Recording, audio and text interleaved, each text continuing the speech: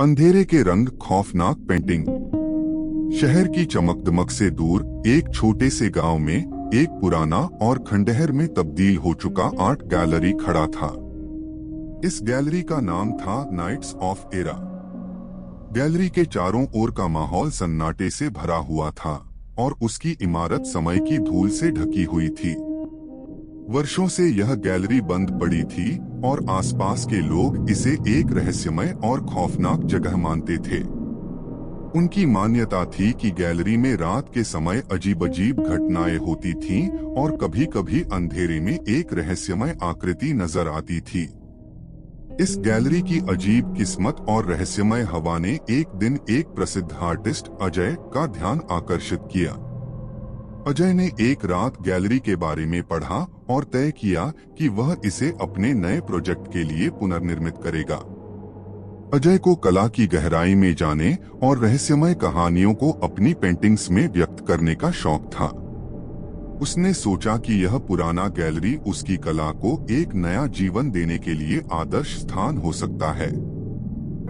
लेकिन गांव वालों ने उसे चेतावनी दी कि गैलरी में रात बिताना बहुत खतरनाक हो सकता है। अजय ने गैलरी के पुनर्निर्माण का काम शुरू कर दिया। उसने गैलरी की दीवारों को फिर से सजाया, पुराने चित्रों को हटाया और लाइटिंग को ठीक किया। नई लाइटिंग से गैलरी में एक नई चमक आई, लेकिन अजय ने ध्यान नहीं दिया कि गैलरी की अंधेरी और खौफनाक किस्मत को बदलने में बहुत कुछ छुपा हो सकता है। गैलरी में अपनी पेंटिंग्स की प्रदर्शनी लगाने से पहले अजय ने सोचा कि वह अपनी कला को एक नई दिशा देगा और गैलरी को एक नया जीवन प्रदान करेगा। अजय ने गैलरी में एक विशेष पेंटिंग बनाई जो उसके अन्य सभी कार्यों से अलग थी। यह पेंटिंग एक अजीब सी छाया और खौफनाक रंगों से भरी हुई थी। पेंटिंग में एक आदमी की आकृति थी जो किसी गहरे और अंधेरे स्थान में घबराया हुआ लग रहा था। उसके चारों ओर अंधेरे रंग की लहरें और खौफनाक स्वरूप थे। अजय को यह पेंटिंग बहुत ही दिलचस्प लगी थी, लेकिन गांव वालों ने इसे देखकर चेतावनी दी थी कि यह पेंटिंग किसी बुरे भाग्य को लाने वाली हो सकती है। गैलरी की उद्घाटन रात आई। अजय ने अपने नए प्रोजेक्ट की शुरुआत की और अपने दोस्तों और कला प्रेमियों को आमंत्रित किया।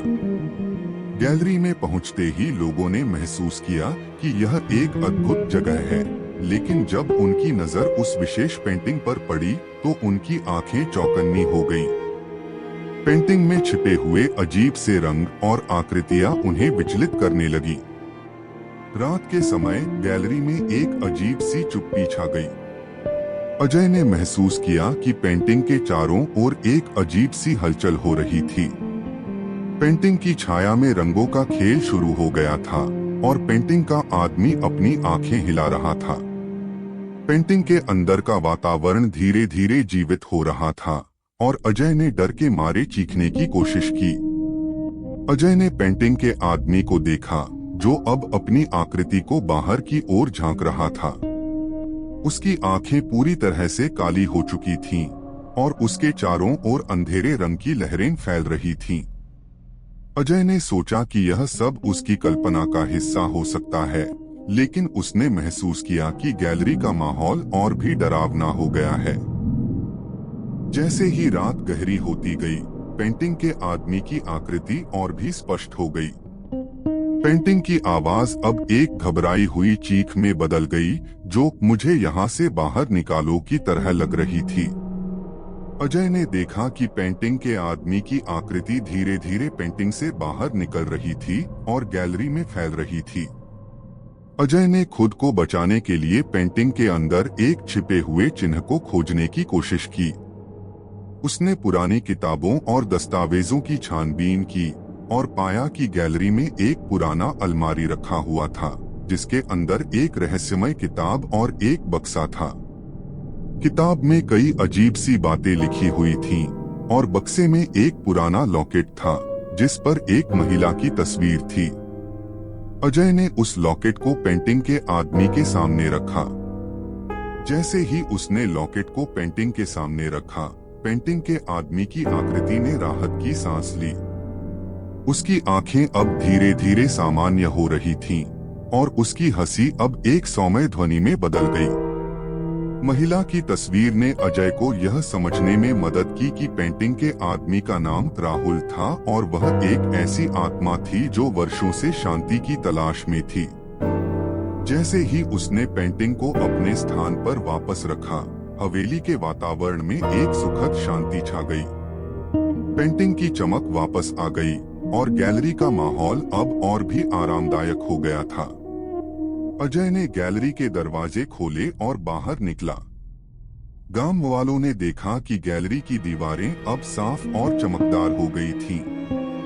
अजय ने महसूस किया कि गैलरी की आत्मा अब शांति में थी।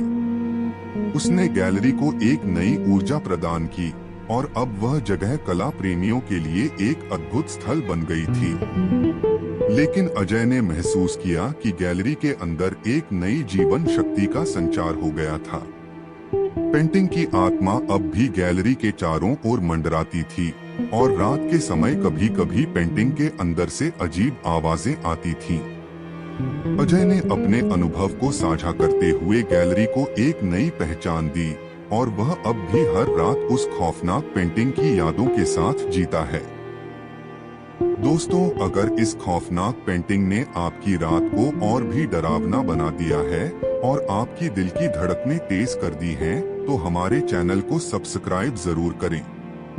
अगर यह कहानी आपकी रूह को हिला चुकी है तो एक लाइक देना न भूलें। कमेंट में हमें बताएं कि अगर आप उस खौफनाक पेंटिंग के सामने होते तो आपकी प्रतिक्रिया क्या होती। और इस डरावनी कहानी को अपने दोस्तों के साथ शेयर करें ताकि वे भी इस भयावह अनुभव का हिस्सा बन सकें। अगली बार फिर से डरावनी कहानियों के लिए जुड़े रहें।